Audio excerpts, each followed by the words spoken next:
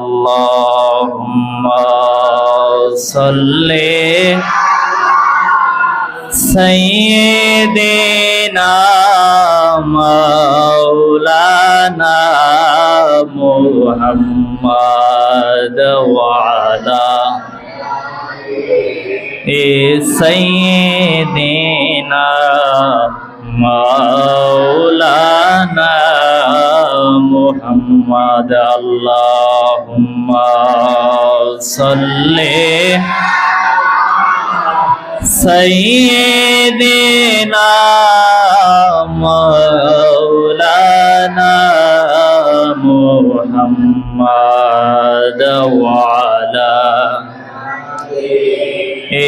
সাইয়্যিদিনা মাওলানা মুহাম্মদ। মুহররমের 10 তারিখে কি গটাইলেন রব্বানা, মুহররমের 10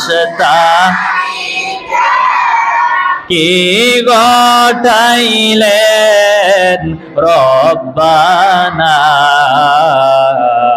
কলিজা ফাটিয়া যাই রে, কলিজা ফাটিয়া যাই রে, শুনিলে সে ঘটনা।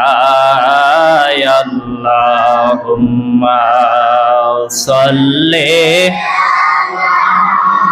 সাইয়্যিদিনা মাওলানা মুহাম্মাদ ওয়া আলা আলি সাইয়্যিদিনা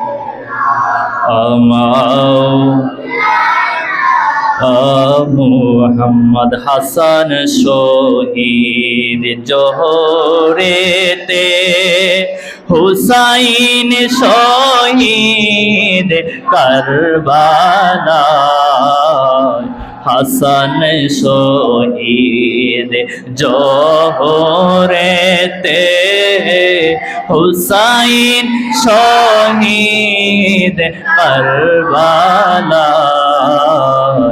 জয়নাল আবেদিন বন্দী হইলেন, জয়নাল আবেদিন বন্দী হইলেন, এজিদের জেলখানায়। আল্লাহুম্মা সাল্লি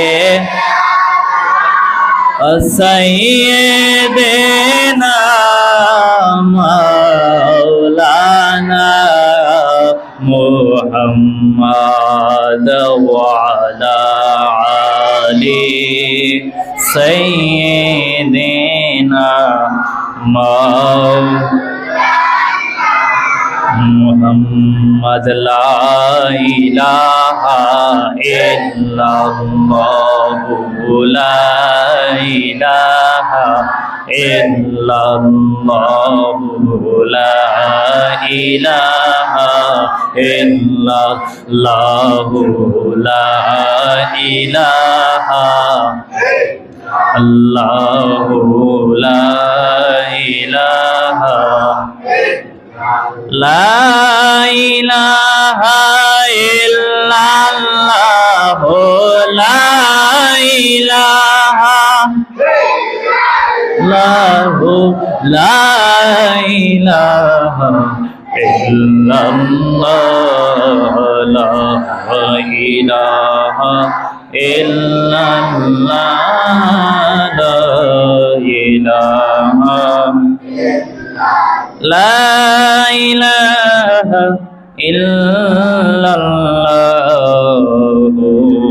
মুহাম্মাদুর রাসূলুল্লাহ সাল্লাল্লাহু তাআলা আলাইহি ওয়াসাল্লাম। কারবালায় ঘটিল এক করুণ কাহিনী, কারবালায় গঠিল এক কাহিনী, নবীর আওলাদ আজগর শহীদ পাইল না পানি। বলো না, নবীর আওলাদ আজগর শহীদ পাইল না পানি।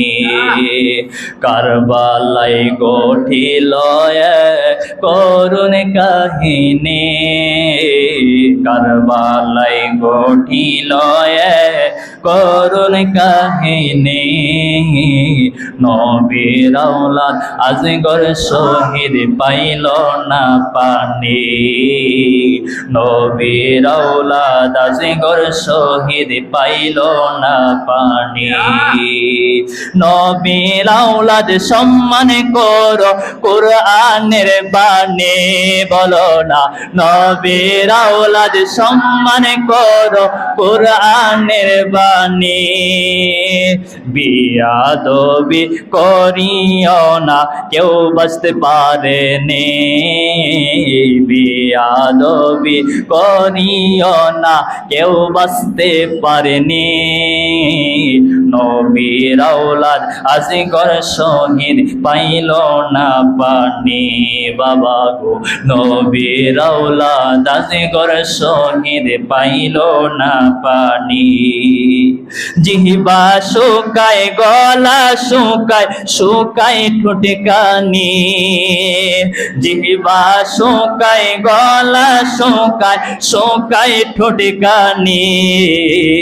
কান্নার আওয়াজ বাহির হয় না ও জাদুমণি।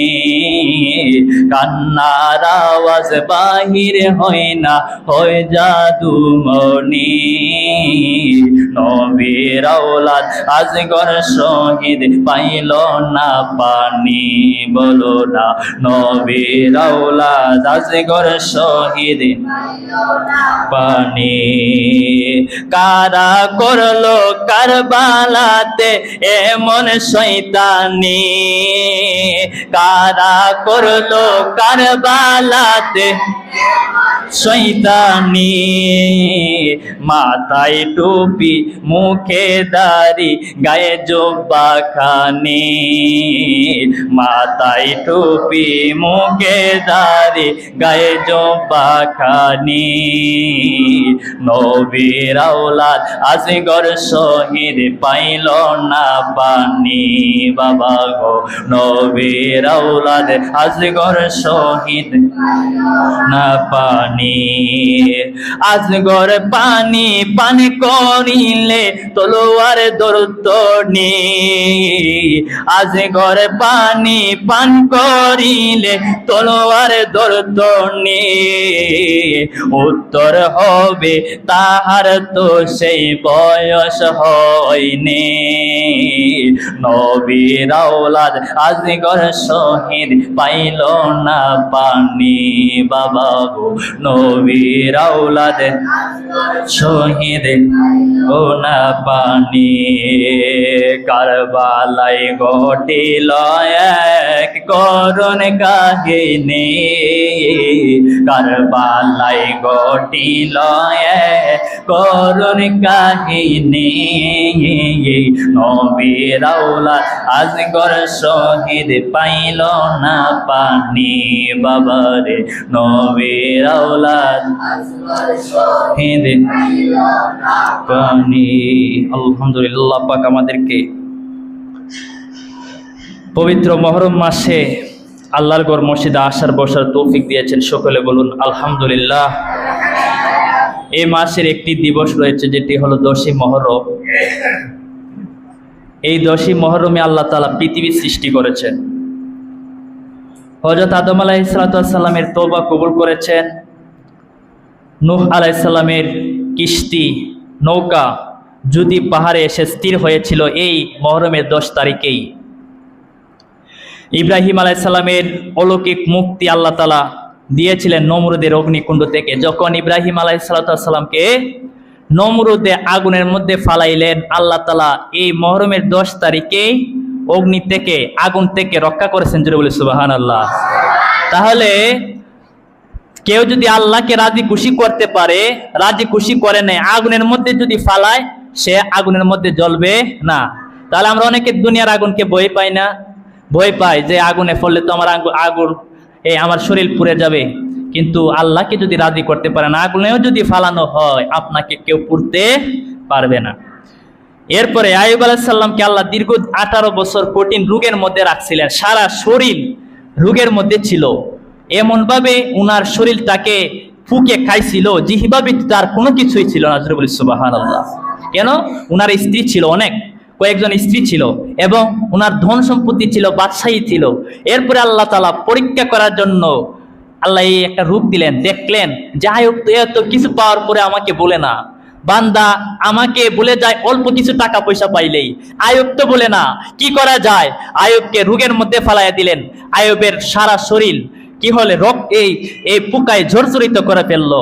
এরপরেও আইয়ুব আলাইহিস সালাম আল্লাহকে বলে না, আল্লাহর নাম স্মরণ করে আল্লাহরা বললেন, আল্লাহ, ওগো আল্লাহ, একটা কাজ করবেন, আমাকে আপনি এত কিছু দিয়েছেন, আবার কেড়েও নিয়েছেন, সারা শরীরের মধ্যে পোকায় আপনি ভরপুর করে দিয়েছেন, এটাও আপনি শেষ করে দিতেছেন। সারা শরীর যদি আপনি নিয়ে নেন অসুবিধা নাই, আপনি যদি রাজ থাকেন অসুবিধা নাই, তবে একটা জিনিস আমি অক্ষত চাই আল্লাহ, সেটা হলো আমার জিহ্বা। কই কি করবা? কই জিহ্বা দিয়ে আমি যেন আপনার নাম স্মরণ করতে পারি, আমি যেন আপনাকে আল্লাহ বলে ডাকতে পারি, আমি যেন আপনাকে স্মরণ করতে পারি। আমার জিহ্বাটা আপনি অক্ষত রাখবেন। আল্লাহ খুশি হয়ে গেলেন, রাজি হয়ে গেলেন, সবকিছু আবার ফিরিয়ে দিলেন। জোরে বলি সুবহানাল্লাহ।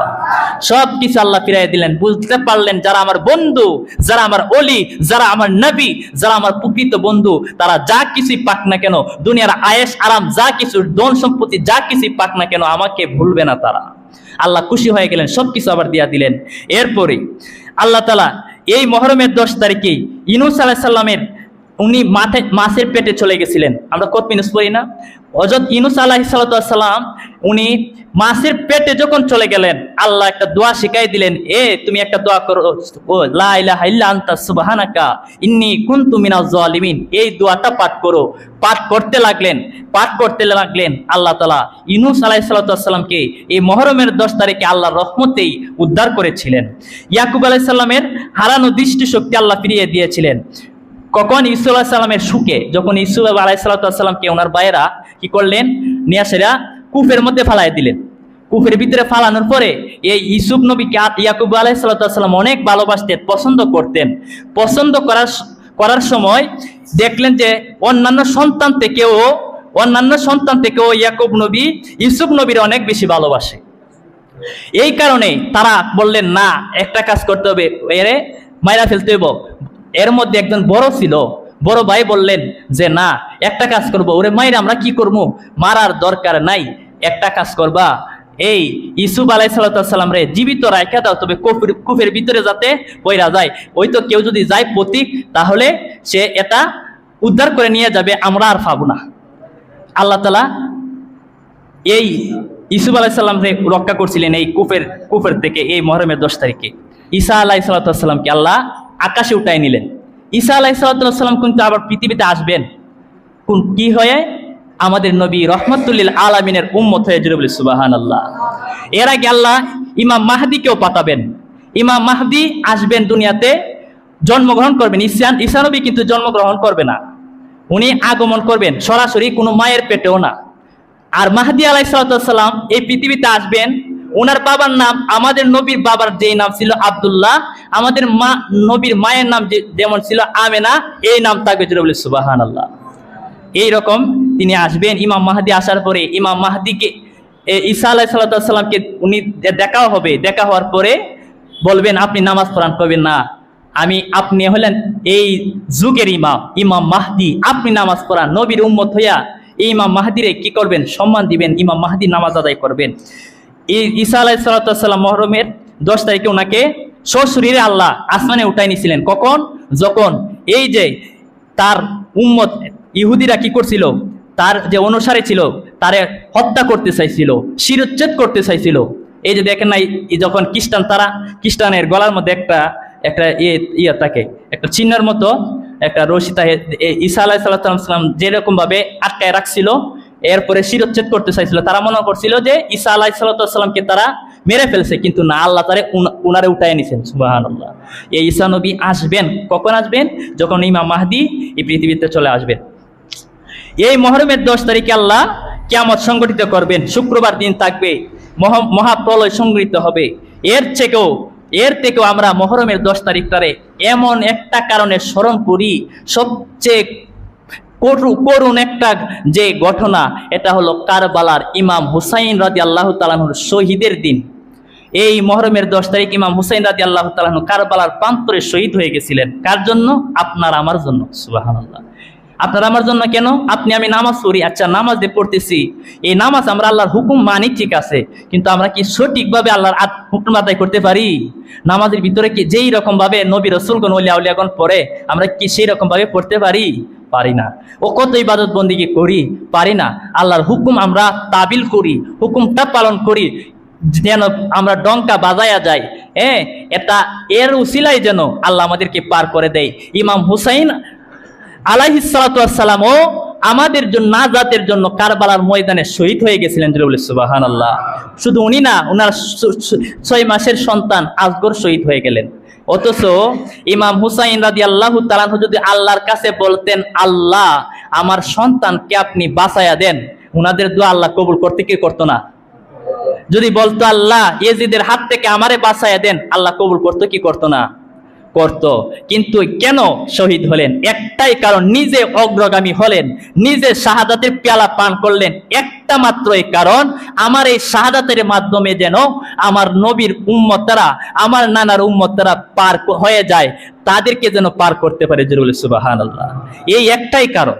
না হলে আল্লাহকে বললেই হতো বাঁচাইয়া দেন, আল্লাহরে বললেই হতো বাঁচাইয়া দেন, বলেন না। কিন্তু নানার সাথে ওয়াদা দিছিলেন, ডান উরুর মধ্যে নবীজির সন্তান বসা, বাম উরুর মধ্যে ইমাম হাসান এবং ইমাম হুসাইন বসা। এমন সময় মায়ার নবীর কাছে আজরাইল চলে আসলো। আয়েশা বলতেছি, ইয়া রাসূলুল্লাহ, 2 পক্ষ থেকে এক পক্ষকে আল্লাহর কাছে দিয়ে দিতে হবে। বললেন কেন? কয় আল্লাহ হুকুম কইছে, আল্লাহ হুকুম দিছে এক পক্ষকে যেন নিয়ে যায়। আমার নবী বললেন, একটা কাজ করবা, হাসান এবং হুসাইনকে রাইকা আমার সন্তানকে তুমি নিয়ে যাও, কারণ মা ফাতেমার আমি কষ্ট দিতে পারবো না, ইমাম হুসাইনরে আমি কষ্ট দিতে পারবো না, আমার আলীকে কষ্ট দিতে পারবো না। যেটা বলে সুবহানাল্লাহ। আল্লাহ উঠায় নিলেন, এই সন্তানকে উঠায় নিলেন, রইলেন ইমাম হাসান এবং ইমাম হুসাইন। আয়েশা মা ফাতেমা বললেন, আব্বা উম্মতের চিন্তায় আপনি কান্নাকাটি করতেছেন, আব্বা গো আপনারা জানাইয়া দেই, আমি মা ফাতেমার সব কিছু আপনার উম্মতের নাজাতের জন্য দিয়ে দিলাম। ওই আব্বা একটা কাজ করতেছি, শুনে রাখেন, ও আবু বকর একটা কাজ করবেন, আমার আব্বা জানেন যত বৃদ্ধ উম্মত রয়েছে, যত বৃদ্ধ উম্মত রয়েছে, তাদের পার করার দায়িত্ব আপনি আবু বকর নিয়ে নেন। আপনি আবু বকর তাদের পার করার দায়িত্ব নিয়ে নেন। আবু বকর কই নিয়ে নিলাম। হযরত উমরকে বললেন আপনিও নিয়ে নেন। কই তাদের পার করার দায়িত্ব আমি নিয়ে নিলাম। দুইজনে কাদের দায়িত্ব নিলেন? বৃদ্ধ উম্মত যারা, তাদের দায়িত্ব গ্রহণ করলেন হযরত আবু বকর এবং হযরত উমর, দুইজনে পার করে নেবেন। এবার হযরত আলীকে বলতেছেন, হে আমার স্বামী, আপনি একটা কাজ করেন, আপনি সকল যুবক উম্মতদেরকে, যারা যুবক তাদের পার করার দায়িত্ব নিয়ে নেন, তাদের পার করার দায়িত্ব আপনি নিয়ে নেন। মা ফাতেমা বললেন, সমস্ত মহিলাদের পার করার দায়িত্ব আমি নিয়ে নিলাম। আমার সন্তানেরা হাসান এবং হুসাইন, তোমাদেরকেও আরেকটা দায়িত্ব দিতে চাই, তোমরা আমার রাসূলের যত কিশোর উম্মত রয়েছে তাদের পার করার দায়িত্ব নিয়ে নাও। হযরত ইমাম হাসান কই, ইয়া রাসূলুল্লাহ, ওগো আমার আম্মা।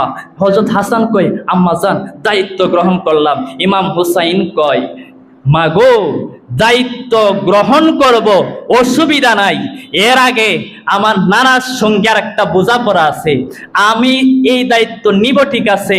নানারে একটা বিষয় জানাই দিতে চাই। কই কি বিষয়? নানারে বলতে চাই, নানা আপনি বলছেন হুসাইন মিন্নি ওয়া আনা মিন হুসাইন, আপনি বলছেন হুসাইন আমার থেকে, আমি হুসাইন থেকে, আপনি বলছেন হুসাইন আমার থেকে, আমি হুসাইন থেকে, হুসাইন আমার থেকে, আমি হুসাইন থেকে। এই কথার দ্বারা আপনি বুঝাইয়া দিলেন, আপনি যেমন আপনার উম্মতের তরানেওয়ালা, আপনি যেমন উম্মতকে পার করনেওয়ালা, আপনি যেমন উম্মতকে পার করতে চান, আপনার যেমন উম্মতের দায়িত্ব রয়েছে, আমারও দায়িত্ব রয়েছে। কেউ লাগবে না, আমি ইমাম হুসাইন ঘোষণা করলাম, সকল উম্মত পার করার দায়িত্ব আমি ইমাম হুসাইন গ্রহণ করে নিলাম। সবাইকে পার করার দায়িত্ব আমি ইমাম হুসাইন নিয়ে নিলাম।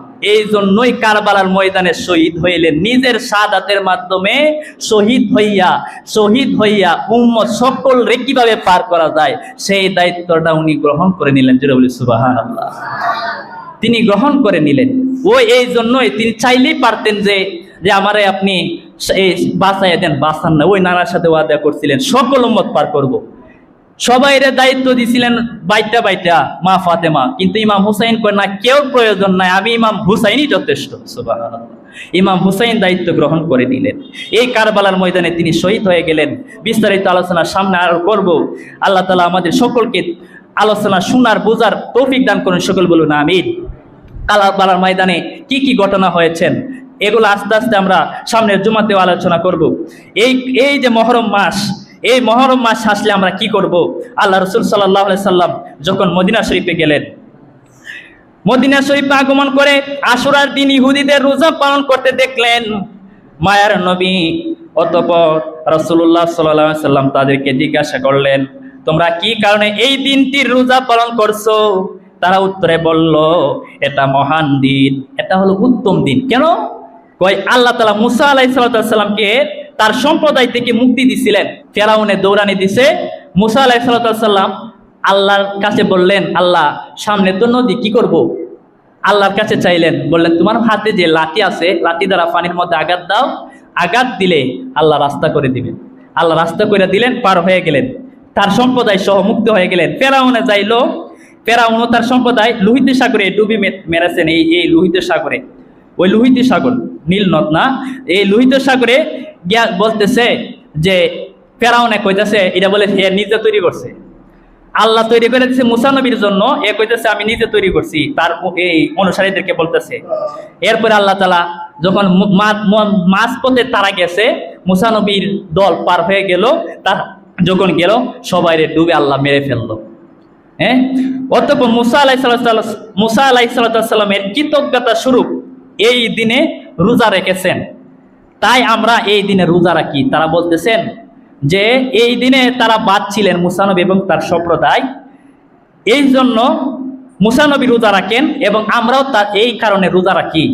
অতঃপর রাসূলুল্লাহ সাল্লাল্লাহু আলাইহি সাল্লাম বললেন, মুসাকে অনুসরণের দিক দিয়ে তোমাদের থেকে আমরা অধিক হকদার ও নিকটবর্তী। অতঃপর রাসূলুল্লাহ সাল্লাল্লাহু আলাইহি সাল্লাম এই দিন রোজা রাখেন এবং রোজা রাখার আদেশ দিলেন। হাদিস শরীফে আছে, যদি তুমি রমজান মাসের পর রোজা পালনকারী হও তাহলে তুমি মুহররম মাসে রোজা রাখো, কেননা ইহা আল্লাহর মাস। এতে রয়েছে এমন একটি দিন যে দিনে আল্লাহ তাআলার একটি সম্প্রদায়ের তওবা কবুল করেছেন এবং তিনি অপর একটি সম্প্রদায়ের তওবা কবুল করবেন। আল্লাহ তাআলা এই দিনে তওবা কবুল করে থাকেন। এই জন্য মুহররমের 10 তারিখ সহ সবগুলা দিনে আল্লাহর কাছে তওবা করবেন, আল্লাহর কাছে ক্ষমা প্রার্থনা করবেন। এই মুহররমের মাস আসলে আমরা বিভিন্ন ইবাদত বন্দিগি করি। আল্লাহ রাসূল সাল্লাল্লাহু আলাইহি সাল্লাম এই মুহররমের মাসে বেশি পরিমাণে রোজা রাখতেন এবং ইবাদত বন্দিগি করতেন। এই জন্য মা বোনদের বলবেন এবং নিজেরাও পারলে রোজা রাখার চেষ্টা করবেন। রাসূলুল্লাহ সাল্লাল্লাহু আলাইহি সাল্লাম একজন ব্যক্তিকে উপদেশ দিতে গিয়ে ইরশাদ করলেন, তুমি 5টি বিষয়ের পূর্বে মূল্যায়ন করো, তোমার বৃদ্ধ বয়সের পূর্বে যৌবনকে মূল্যায়ন করো। আমরা অনেকে মনে করি যে আমরা বড় হয়ে যখন বয়স হইব তখন আল্লাহর ইবাদত করব, কিন্তু আল্লাহ রাসূল বললেন তোমার বৃদ্ধ বয়সের পূর্বে যৌবনকে মূল্যায়ন করো। 2 নম্বরে বললেন তোমার অসুস্থতার পূর্বে সুস্থতাকে মূল্যায়ন করো। সুস্থ আছেন, এটাকে মূল্যায়ন করার কথা, কিভাবে আরো ফিট থাকা যায়, কিভাবে সুস্থ থাকা যায়। তোমার অসচ্ছলতা আসার পূর্বে সচ্ছলতাকে মূল্যায়ন করো, মানে টাকা পয়সা এখন আছে, এই খারাপ অবস্থা আসার আগে এই টাকা পয়সার মূল্যায়ন করার কথা, ধরে রাখার কথা। তোমার ব্যস্ততার পূর্বে অবসরকে এবং মৃত্যুর পূর্বে তোমার হায়াতকে মূল্যায়ন করো। একদিন আমাদের মরে যাইতে হবে, যদিও মইরা যাওয়ার পরে আমরা হায় আফসোস করি, কোনো লাভ হবে? কোনো লাভ হবে না। এই জন্য বেঁচে থাকতে আল্লাহর কাছে তওবা করবেন, আল্লাহর কাছে মাফ চাইবেন, তাহলে আল্লাহ তাআলা আমাদের সকলকে ক্ষমা করে দিবেন। আল্লাহ বলেন, নিশ্চয়ই মাসগুলোর সংখ্যা আল্লাহ তাআলার নিকট 12 মাস। আল্লাহর কিতাবের মধ্যে যখন থেকে তিনি আসমান ও জমিন সৃষ্টি করছেন তোর মধ্যে 4টি মাস সম্মানিত, 12 মাসের মধ্যে 4টা মাস আল্লাহর কাছে সম্মানিত। এটাই চিরস্থায়ী দিন। সুতরাং এ মাসগুলোতে পাপাচার দ্বারা নিজেদের আত্মাগুলোর উপর অত্যাচার করো না এবং মুশরিকদের বিরুদ্ধে সর্বদা যুদ্ধ করো, যেমনভাবে তারা তোমাদের বিরুদ্ধে সর্বদা যুদ্ধ করে। এবং জেনে রাখো যে আল্লাহ তাআলা ক্ষুধা বিরোধীর সাথে আছেন, তাদেরকে সাহায্য করেন। এই মহরম মাসে যুদ্ধ নিষেধ। আরবে আরবে এই মহরম 4 মাস আছে, এই 4 মাসের যুদ্ধ বিগ্রহ নিষিদ্ধ। কাফের মুশরিকরাও এই মাসে যুদ্ধ করে না। কিন্তু দেখেন ইজিদ বাহিনী কারবালার ময়দানে এই মহরম মাসে যুদ্ধ চালাইছে। তাহলে তারা কত বড় পাপিষ্টি। এই ইজিদকে অনেকে রহমতুল্লাহ আলাইহি বলে, অনেকে বলে ইজিদের কোনো দোষ ছিল না, দোষ ছিল হুসাইনের, যেটা বলে নাউজুবিল্লাহ। ইজিদকে অনেকে রহমতুল্লাহ আলাইহি বলে। তাহলে বর্তমানেও তারা আছে।